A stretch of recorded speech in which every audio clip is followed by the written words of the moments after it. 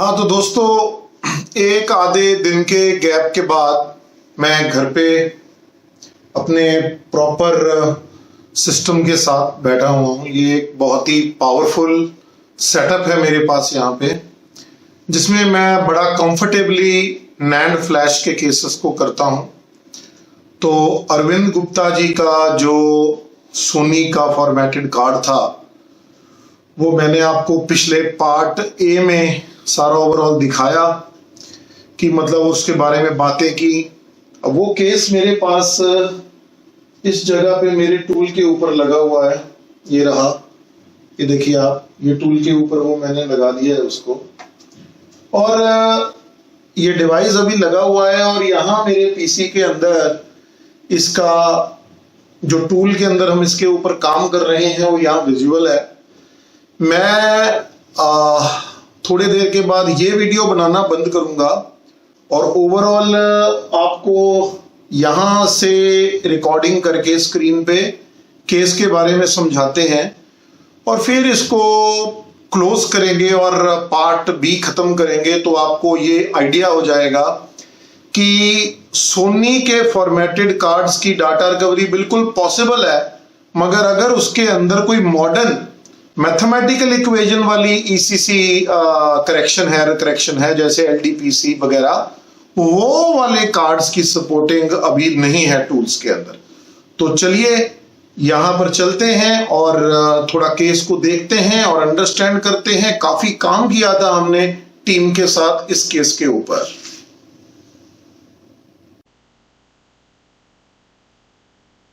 चलिए अब हम केस के ऊपर काम करते हैं और थोड़ा मैं आपको केस के बारे में बताता हूं। जैसे मैंने आपको बताया था कि ये केस ऑलरेडी रेडी है, मैंने स्क्रीन पे इसको खोल लिया है, और जो हमारा टूल है, टूल के ऊपर हमने इसको लगाया हुआ है चिप को। तो ये हमारा रीडिंग एलिमेंट है, यानी कि जो हमारा इसके अंदर नैंड मेमोरी है, जो हमने कंट्रोलर को बाईपास करके रीड की है, उसका आईडी क्या है, मतलब उसकी आइडेंटिफिकेशन क्या है।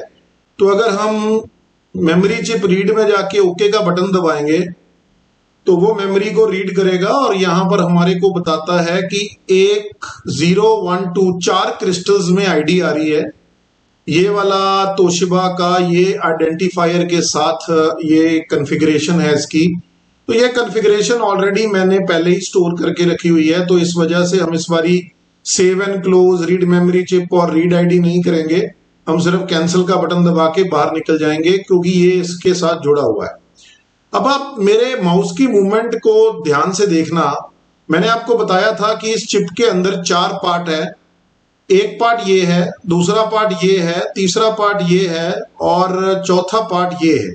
अब आप बोलेंगे भाई जी यहां पर तो आपने 3 एलिमेंट्स लगा रखे हैं और आप बोल रहे हैं कि 4 ही पार्ट हैं। उसका फंडा ये है कि ये जो आप तीन बार मैंने इस एक पार्ट को 3 बार पढ़ा, यानी कि एक पार्ट को पहली बार पढ़ा यहां, दूसरी बार पढ़ा यहां, तीसरी बार पढ़ा यहां, और फिर तीनों को मैंने एक बिट वेरीफाई करके, एक एलिमेंट आता है इनका जो कि 3 इनपुट्स को लेके मैक्सिमम एरर्स को सॉल्व करके हमें आउटपुट देता है। तो उसी प्रकार से मैंने पहले पार्ट को 3 बार रीड किया और बिट वेरीफाई एलिमेंट पे लगाया, दूसरे को रीड किया, बिट वेरीफाई एलिमेंट को लगाया, तीसरे को रीड किया, बिट वेरीफाई एलिमेंट को लगाया, और फिर चौथे को किया और बिट वेरीफाई एलिमेंट को लगाया। ये एलिमेंटों को मैंने इस वाले सेक्शन में नहीं जोड़ा, जो ये वाला सेक्शन है, ये वाला सेक्शन सारा जहां पर मेरा माउस अभी चल रहा है, इसके साथ मैंने इसको जोड़ा नहीं, क्योंकि जब मैं इनको बिट वेरीफाई एलिमेंट के साथ लगा के अगर मैं इसको इसके साथ जोड़ देता एक्सॉर के साथ, तो वो इतना ज्यादा बीच में वो करेक्शंस करता है कि सिस्टम बिल्कुल मर जाता है। और ये सिस्टम जो मेरा है ये काफी जबरदस्त है। ये 8 कोर 16 थ्रेड है, इसमें 3200 मेगाहर्ट्ज की 32 GB की रैम है, और इसमें NVMe की बड़ी ही मॉडर्न और फास्ट हार्ड ड्राइव्स भी हैं। तो फिर भी ये मर रहा था। एनी हाउ, तो मैंने आपको रीडर एलिमेंट बताया एक पार्ट, फिर उसका बिट वेरीफाई बताया, और फिर आपने नोट किया होगा मैंने एक फिजिकल एलिमेंट लगाया यहाँ बिट वेरीफाई का, और ये वाला जो मेरा आउटपुट था वो मैंने यहाँ चूज कर लिया, इसका मैंने यहाँ चूज कर लिया, इसका मैंने यहाँ चूज कर लिया, और इसका मैंने यहाँ चूज कर लिया। ये जो आप नीचे देख रहे हैं सारी कार्यक्रम हुआ ये वाला, ये एक्सॉर की एक्सट्रैक्शन है, एक्सॉर एलिमेंट की एक्सट्रैक्शन की है हमारी रूसोलेट की टीम ने। ये एक्सॉर की सारी एक्सट्रैक्शन है, और पहला एक्सॉर का जो एलिमेंट है वो डेटा एरिया के लिए है, और दूसरा एक्सॉर का जो एलिमेंट है वो सर्विस एरिया के लिए है।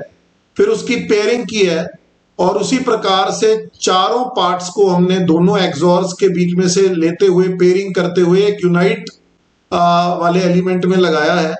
और यूनाइट वाले एलिमेंट के बाद हमने, अगर आप नोट करें तो ये अभी आगे भी जाता है, ये देखो। फिर यहाँ यूनाइट करने के बाद हमने मार्कर्स टेबल पे लेके आए, मार्कर टेबल, फिर यहाँ पर हमने सारी ब्लॉक्स की अरेंजमेंट की, ये अरेंजिंग हो गई, ये हमारा डाटा एरिया आ गया जो फाइनली हमारा रिजल्ट था।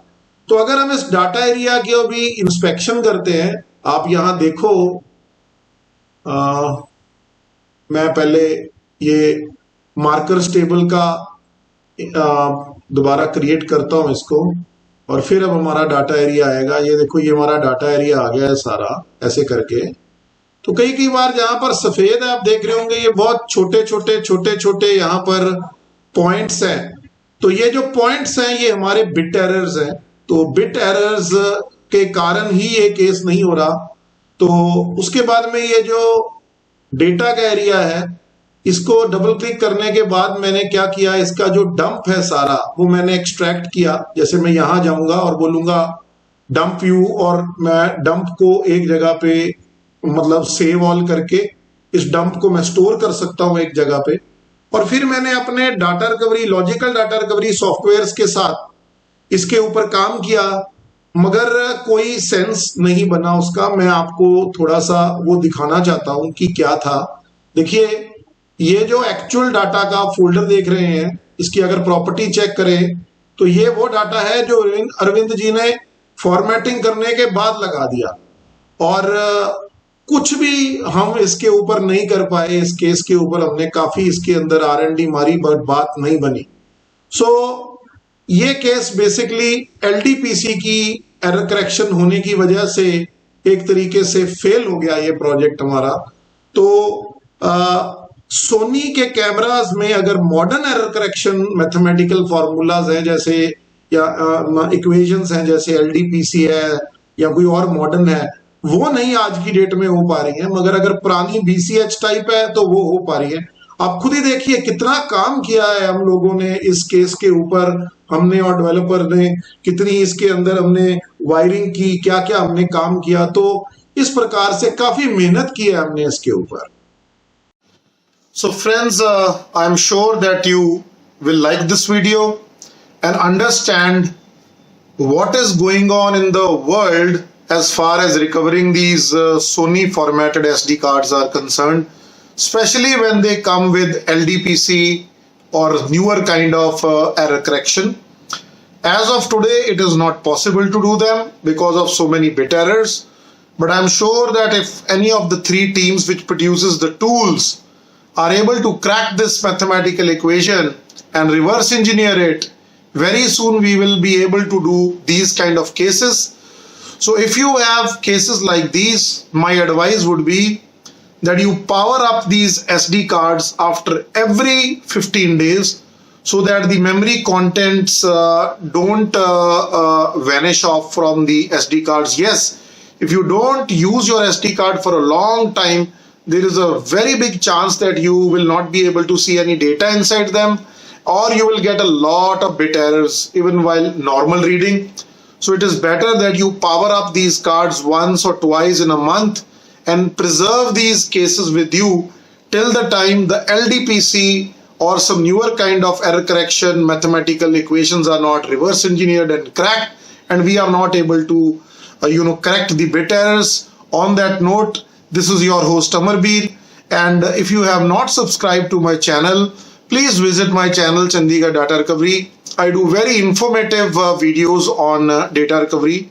I am based in India, especially near Chandigarh, and you can catch me up on 9815000133 and 9478600256.